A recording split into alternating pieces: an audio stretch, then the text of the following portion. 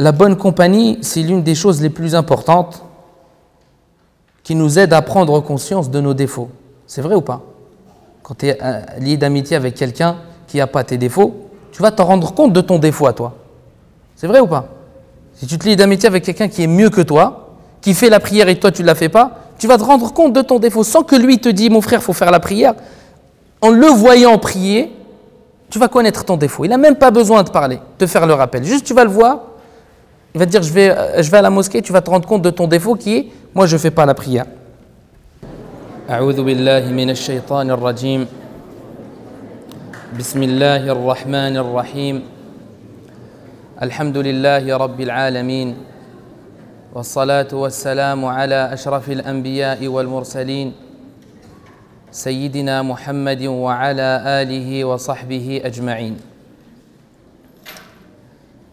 Donc, Inch'Allah, nous entamons ma deuxième intervention qui est sous le thème suivant: qui sont tes amis?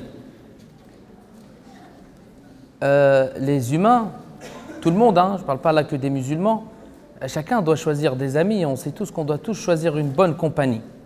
Parce que l'ami a une influence sur la personne.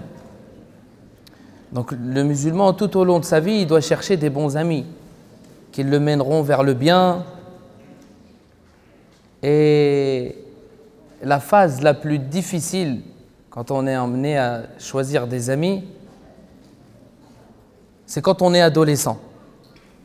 Parce que c'est à cette période-là où tout se joue, où ta vie peut basculer. Parce que tu commences à comprendre le monde des adultes, tu commences à comprendre certaines choses que tu ne comprenais pas avant quand tu étais enfant. Et comme on dit, l'amitié c'est sacré. Et lorsqu'on est ado, généralement les ados, ils n'aiment pas qu'on vienne critiquer les personnes qu'ils ont choisies comme amis. Surtout quand les critiques viennent des parents. Et c'est les conflits qu'il y a de nos jours dans les demeures des musulmans. Il suffit qu'un père ou une mère de famille fasse une remarque à son enfant sur ses amis et l'enfant ne va pas accepter. Il n'aime pas que les parents mettent leur nez dans les fréquentations des enfants. Maintenant, il faut comprendre pourquoi les parents mettent leur nez dans la fréquentation. C'est ça la question qu'il faut se poser. C'est ça la vraie question. Pourquoi ils mettent leur nez dans les fréquentations de leurs enfants? Parce qu'il faut savoir une chose.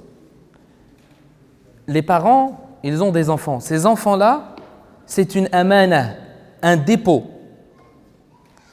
Le jour du jugement, vos parents devront rendre des comptes au sujet de leurs enfants. Ils seront questionnés sur eux-mêmes et ils seront questionnés sur leurs enfants aussi. Donc c'est une charge qui est très lourde. Demain, si on vous donne des responsabilités, c'est une charge qui est lourde. Si demain on te dit, demain tu es responsable de toi et tu es responsable de tes enfants aussi. Donc c'est normal que les parents ensuite cherchent après leurs enfants, avec qui ils se lient d'amitié, qui est cette personne-là. Et bien sûr, les enfants ont toujours, les adolescents ont toujours les mêmes réponses. La réponse je suis assez grand, je suis grand, je sais ce que je fais, t'inquiète, je connais bien mon ami, si je l'ai pris comme mon ami, je sais ce qu'il vaut, etc., etc. Ça, c'est la réponse que les enfants ont de nos jours. Et l'adolescence, c'est une période qui est très délicate. Comme j'ai dit, il y a beaucoup de changements qui se passent, tant au niveau physiologique que psychologique. En tant qu'adolescent, on se retrouve tiraillé entre l'envie de voler de nos propres ailes, de tout explorer, et celle de tempérer ces mêmes envies. Naissent les conflits avec les parents, avec les frères et sœurs. Et notre prophète sallallahu alayhi wa sallam nous a montré deux catégories d'amis. Et là, j'ai vraiment envie que vous suivez avec moi le hadith que je vais mentionner un peu plus tard, parce que le prophète sallallahu alayhi wa sallam nous a montré deux catégories d'amis. Il y en a deux, pas trois. Il y en a deux. Et à chacun d'entre vous doit choisir et doit se remettre en question sur ses fréquentations, tout simplement. Parce que le prophète sallallahu alayhi wa sallam, quand il parle, C'est une révélation, il ne parle pas de lui-même. Il y a le bon compagnon, celui qui t'élèvera vers les plus hauts degrés. Et il y a le mauvais compagnon, celui qui te rabaissera au plus bas des degrés. Le prophète sallallahu alayhi wa sallam nous donne un exemple qui est très très fort pour comprendre ces deux catégories d'amis. Bien sûr, à celui qui cherche la bonne amitié. Et cette bonne compagnie, c'est celle qui va te montrer tes défauts. Car en cherchant la bonne amitié, tu cherches réellement une personne qui est meilleure que toi. Quand tu cherches un bon ami, c'est une personne qui est mieux que toi. Comme ça, il va te tirer avec lui vers les plus hauts degrés. Pas une personne qui est mauvaise, parce que sinon elle va te retarder, elle va te faire reculer. Et cette personne te tirera vers elle, et vice-versa concernant la mauvaise compagnie.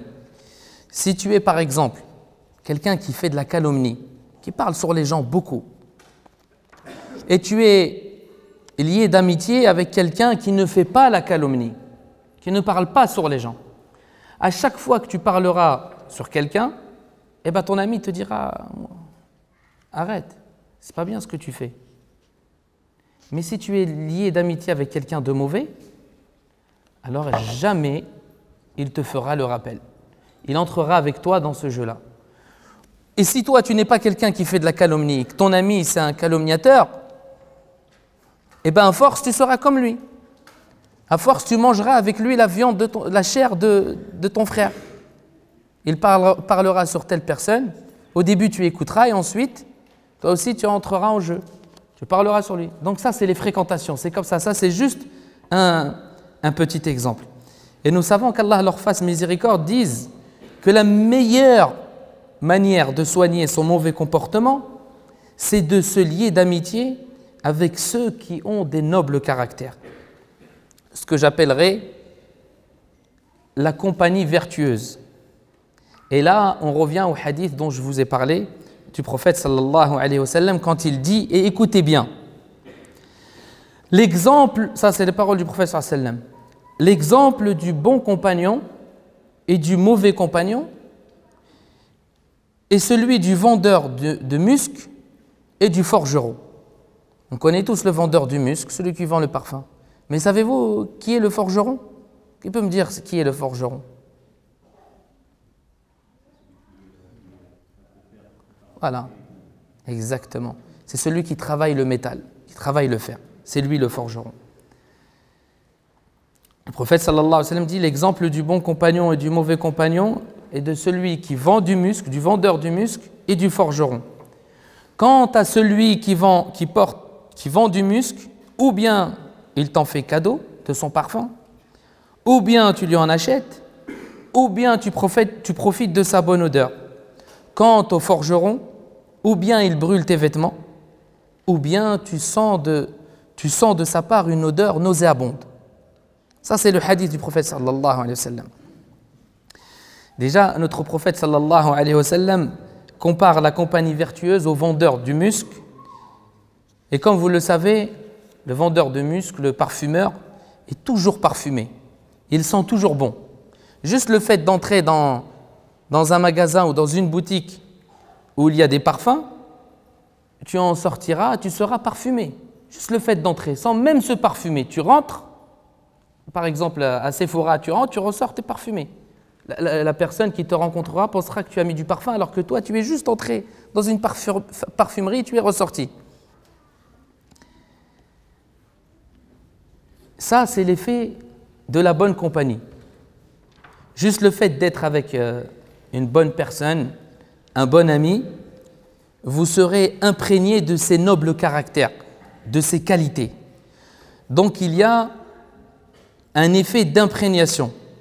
Et c'est ce que le prophète sallallahu alayhi wa sallam veut nous montrer ici quand il donne cet exemple. Il y a l'effet d'imprégnation, tu seras imprégné de son parfum. Même si toi tu ne le veux pas, indirectement tu seras imprégné de ces nobles caractères que cet ami a. Même si toi tu ne l'as pas choisi d'être comme ça, le fait d'être avec cette personne-là, tu auras des bons caractères, tu te comporteras correctement. Et l'image du parfum, c'est pour dire l'imprégnation, comme je l'ai dit. Donc tu seras imprégné des qualités de ceux que tu fréquentes. Tu seras imprégné des qualités de ceux que tu fréquentes. Ça, c'est le prophète sallallahu alayhi wa sallam qui le dit. Il ne faut pas que quelqu'un dise non, mais moi, t'inquiète, moi, je connais, je sais avec qui je traîne, je sais où est-ce qu'elles sont mes limites. C'est comme ça. Une fois, deux fois, trois fois, quatre fois, cinq fois, jusqu'à que tu tombes dans le panneau sans t'en rendre compte. Sans t'en rendre compte. Et ensuite, tu arrives, tu as 40 ans, tu n'as rien fait dans ta vie. Tu es peut-être un délinquant et à la fin, tu diras j'ai raté ma vie. Donc, il ne faut pas croire que les amis n'ont pas d'influence ou d'impact sur nous. Bien au contraire. Si tu es lié d'amitié avec quelqu'un qui fréquente les mosquées, à chaque fois que tu seras avec lui, quand c'est l'heure de la prière, il te dira « Mon frère, c'est l'heure de la prière, viens, on va au jama'. » C'est comme ça. Une fois, tu lui diras non, deux fois, tu lui diras non, trois fois, tu lui diras. Au bout d'un moment, toi aussi, tu iras au jama' parce que tu devras le suivre, parce que tu es avec lui. Mais si tu es avec quelqu'un qui ne va pas, par exemple, à la mosquée ou qui fait du mal, une fois, deux fois, trois fois, au bout d'un moment, tu seras comme lui. Et il y a deux manières d'en profiter. Du vendeur, du parfumé, il y a deux manières d'en profiter. Il y a ceux qui sont imprégnés de manière passive et ceux qui achètent le musc. Et bien évidemment, celui qui achète le musc est meilleur que celui qui est imprégné, parce que si vous êtes imprégné, vous sentez bon sur le coup, mais après quelques heures, l'odeur s'est dissipée, il n'y a plus d'odeur. Hein? Tu rentres dans une parfumerie, tu sens bon, tu t'es pas parfumé, mais au bout de quelques temps, ça y est, l'odeur elle est partie, tu redeviens normal.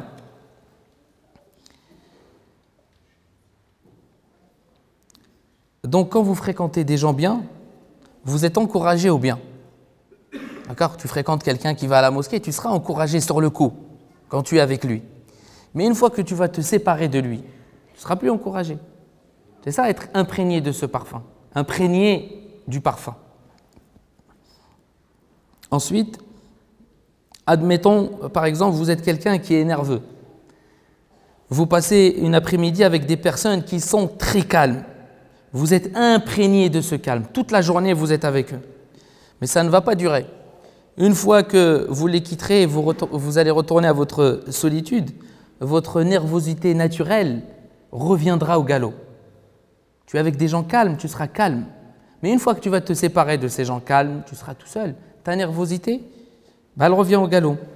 Pour éviter cela, le remède, c'est quoi? Eh bien, il faut acheter le musc. Il faut acheter le parfum. Il ne faut pas simplement faire un tour chez le parfumeur.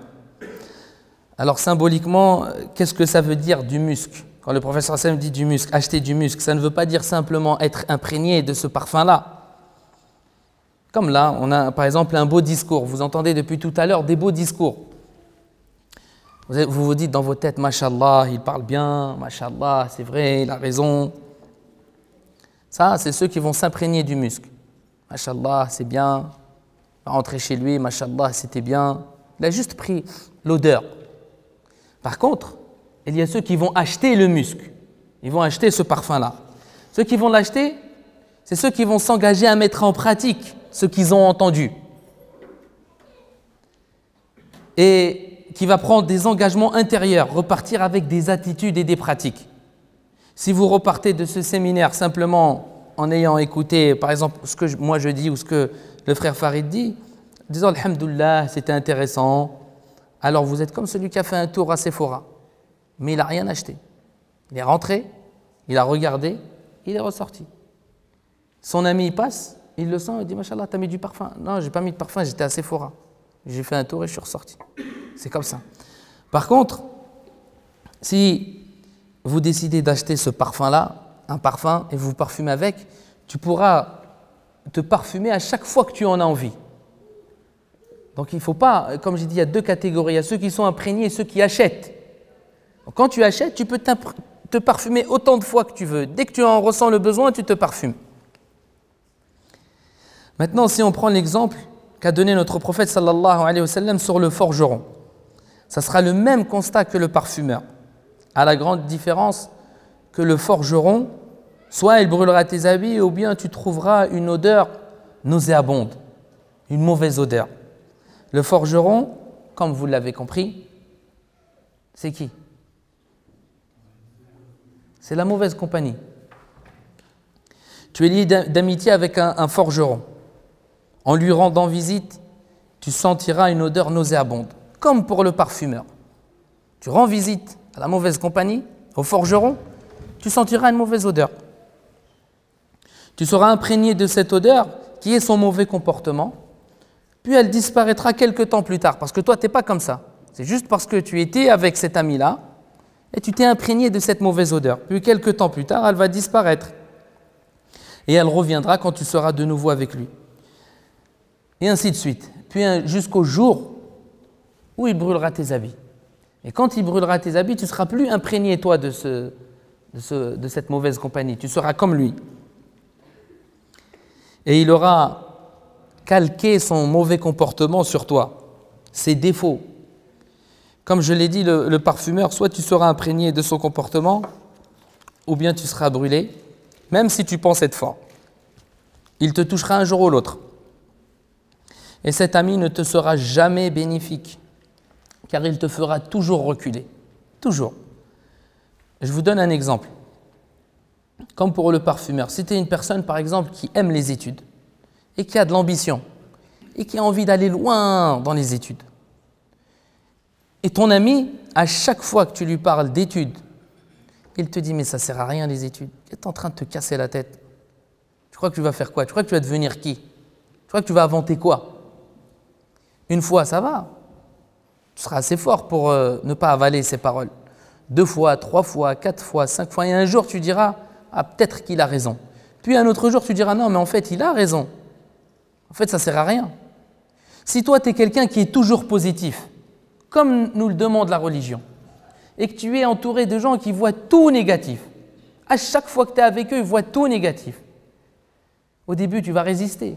1 fois, 2 fois, ensuite, tu vas dire peut-être qu'ils ont raison, et un jour, tu seras comme eux, tu verras tout négatif.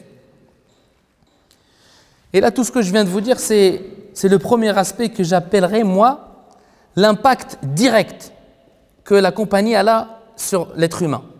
Parce qu'il y a aussi l'impact indirect. Ça, c'est l'impact direct que le bon compagnon ou le mauvais compagnon peut avoir sur nous. Maintenant, j'aimerais voir avec vous l'impact indirect que les amis ont sur nous.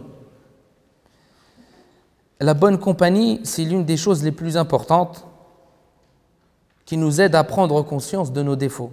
C'est vrai ou pas? Quand tu es lié d'amitié avec quelqu'un qui n'a pas tes défauts, tu vas t'en rendre compte de ton défaut à toi. C'est vrai ou pas? Si tu te lies d'amitié avec quelqu'un qui est mieux que toi, qui fait la prière et toi tu ne la fais pas, tu vas te rendre compte de ton défaut sans que lui te dise « mon frère, il faut faire la prière ». En le voyant prier, tu vas connaître ton défaut. Il n'a même pas besoin de parler, de faire le rappel. Juste tu vas le voir, il va te dire je vais à la mosquée, tu vas te rendre compte de ton défaut qui est « moi je ne fais pas la prière ».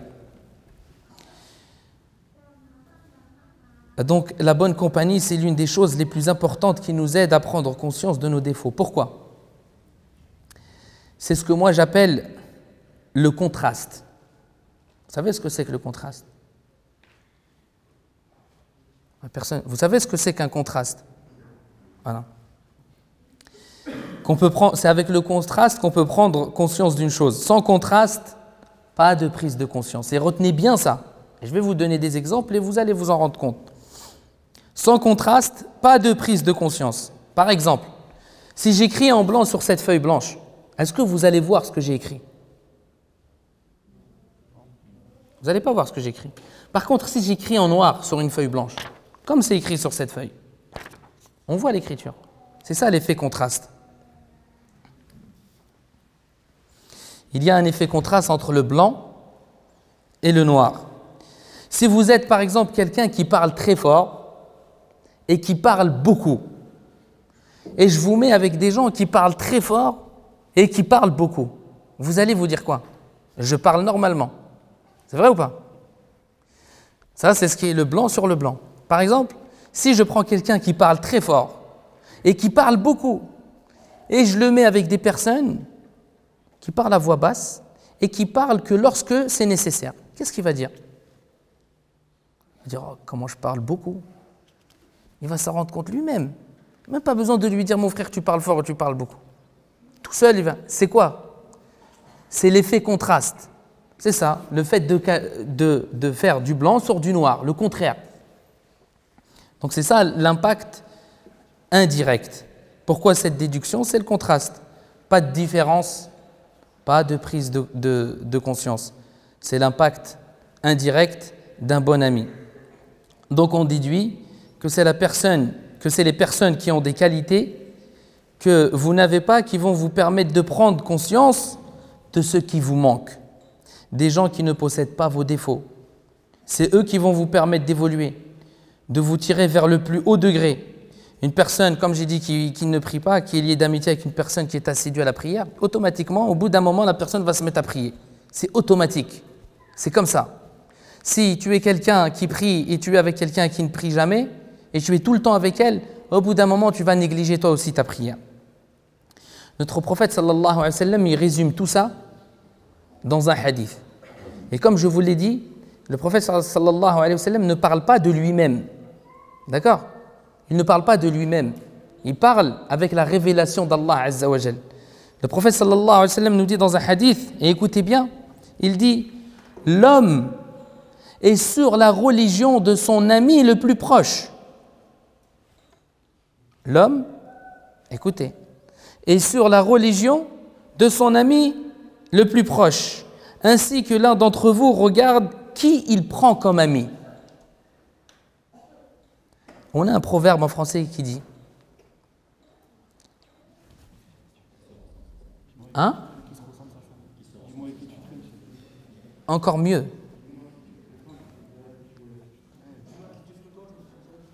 Barakallahu fik. Dis-moi qui tu fréquentes, je te dirai qui tu es. Mais ça, le prophète sallallahu alayhi wa sallam, il l'a dit il y a 14 siècles. Il a dit l'homme est sur la religion de son ami le plus proche et que chacun d'entre vous voit avec qui il se lie d'amitié. D'accord? Donc là, le prophète sallallahu alayhi wa sallam, on peut déduire deux choses de ce hadith.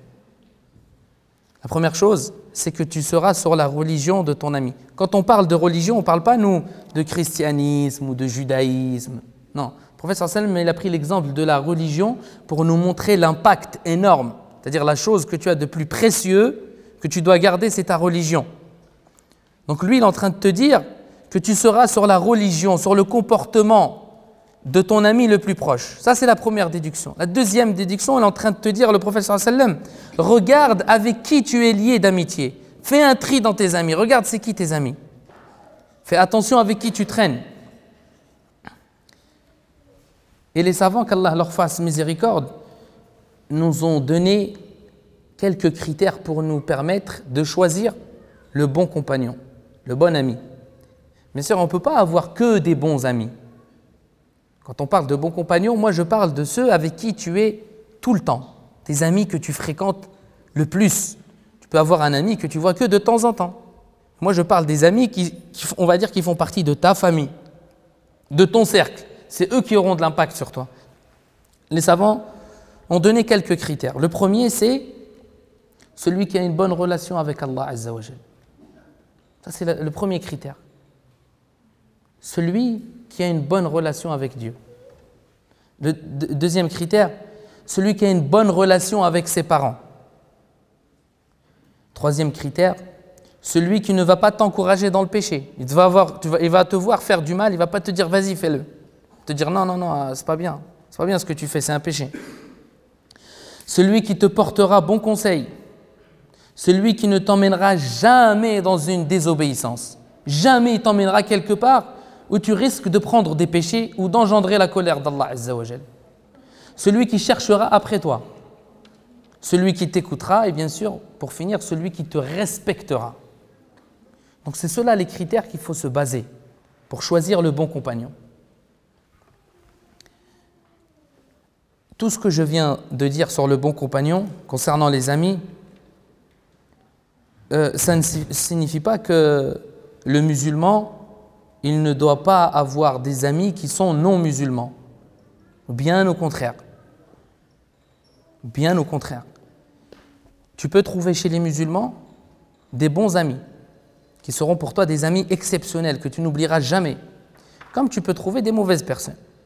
Comme tu peux en trouver chez les non-musulmans. Tu peux trouver des bons amis, des amis exceptionnels, comme tu peux trouver des mauvais amis.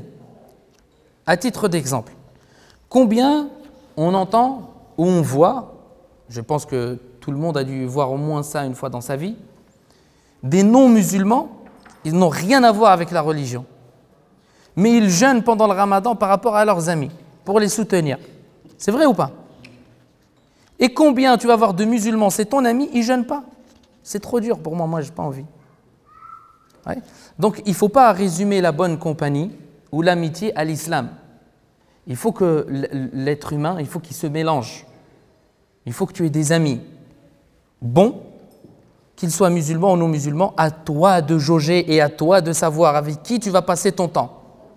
Avec qui tu vas être tout le temps. C'est qui ton ami numéro 1, le best, et ainsi de suite. Mais la religion en aucun cas nous demande d'être amis qu'avec des musulmans. Bien au contraire, elle nous demande d'être amis avec des musulmans et des non-musulmans. Et combien, je parle ça d'il y a très longtemps, combien de non-musulmans se sont convertis à l'islam qu'avec le comportement de leurs amis. Qu'avec le comportement de leurs amis. Et malheureusement, nous, les musulmans, on doit réformer notre comportement. Déjà pour choisir les amis.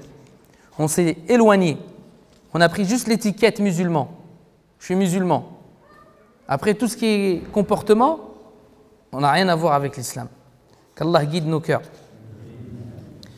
Et j'aimerais finir avec des paroles de nos pieux prédécesseurs sur la bonne compagnie. L'imam As-Sadiq dit dans un de ses ouvrages, rahimahullah, « Le meilleur de mes frères en religion est celui qui me remet mes défauts. » Celui qui te dit tes défauts, c'est lui ton ami. Pas en cherchant à te dénigrer, pour que tu sois meilleur. Il dit également, « Essaie d'avoir de bons amis et d'apprendre d'eux beaucoup de choses, car ils sont tes protecteurs durant la paix et l'aisance, ainsi que tes assistants lors des troubles. » Et il dit également, « Choisis pour ami une personne qui soit ta parure et non celle dont tu dois être la parure. » C'est-à-dire, choisis une personne comme ami qui soit meilleure que toi. L'imam As-Sajjad, rahimahullah, dit, « Sachez que vous devez éviter de fréquenter les pécheurs et d'aider les tyrans. » Et il dit également, rahimahullah, « Participer aux réunions des personnes pieuses conduit l'homme sur la voie de la piété. » Maintenant, j'aimerais vous poser une question. Alors, dis-moi, qui sont tes amis? Est-ce que ce sont des vendeurs de muscles ou est-ce que c'est des forgerons? Et chacun y répond à lui-même. C'est qui tes amis? Mais il ne faut pas se mentir à soi-même. Tu peux mentir à ton ami, mais à toi-même ne te mens pas. Ne dis pas, moi mes amis c'est des vendeurs de muscles alors que c'est des forgerons. D'accord? أقول ما تسمعون وأستغفر الله لي ولكم فاستغفروه يغفر لكم إن ربي رحيم ودود سبحانك اللهم وبحمدك أشهد أن لا إله إلا أنت أستغفرك وأتوب إليك والسلام عليكم ورحمة الله